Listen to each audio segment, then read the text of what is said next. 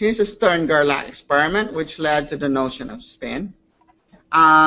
Here you have basically a beam of silver atoms pass through a magnetic field.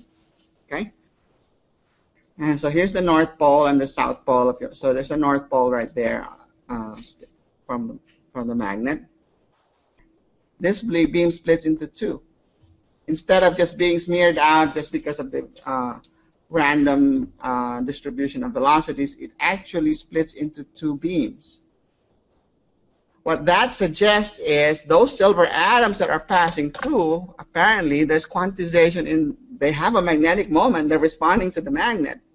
And there's two ways they're responding to the magnet that we cannot account for in terms of just thinking about the electron generating the magnetism due to its orbital motion. And so we have to make a postulate that in order to be able to explain this, we have to postulate that electrons, just by being themselves, just by being an electron, it's already a magnet. So we say electrons have intrinsic magnetism. Now, because we associate the magnetism of electrons with some kind of circular type of motion, like the motion around the nucleus, we want to give this intrinsic magnetism a name. And so we say this magnetism is due to, we call it spin. It's a good analogy because you're familiar with the Earth going around the sun. So you say you're looking at an orbital motion of the Earth around the sun, and then the Earth itself rotates around its own axis. It's spinning around its own axis. Now, you should not be literally taking this as an electron actually spinning. It's just a way for us to imagine, to visualize, and to remember that there is this extra source of magnetism in the atom, and that's due to what we call spin. Okay, so we have to postulate that particles have this additional quantity, just like every particle has a mass. You can also say every particle has a spin, a property called spin. All right, that would allow us to explain its magnetic behavior.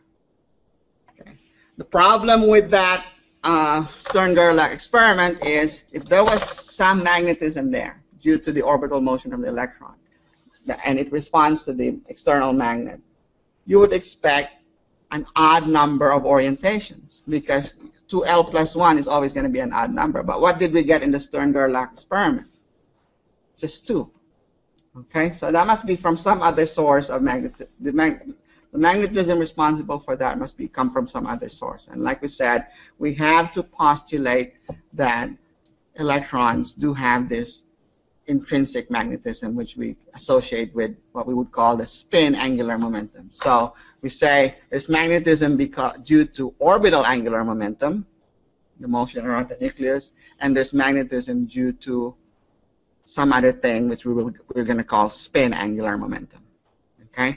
Now, if you were to have more than one electron, you can also show, and we'll show this later, even if you have more than one electron, it's in the case of silver, okay, you're still going to have an odd number of possible orientations. So if you add up the angular momentum of all the electrons in your atom, okay, if there is no spin, if we're just going to rely on the L quantum number and the M quantum numbers, okay, if you have more than one electron, you're still going to get an odd number of possible orientations.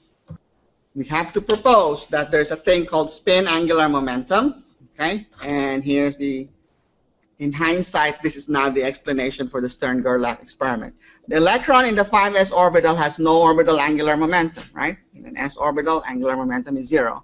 But we say that the reason that beam split into 2 is because there's 2 possible ways that your spin angular momentum can be aligned. You can say it's spin up or spin down. So there's a spin angular momentum vector pointing up, which generates a magnetism that's going to be pointing in the opposite direction.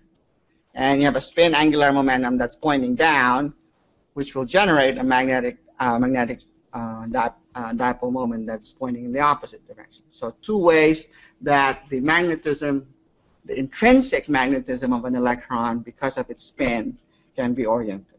And that explains why your silver atoms split into 2 beams when you pass it through a magnetic field. Okay?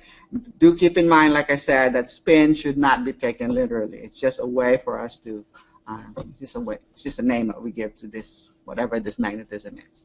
Okay.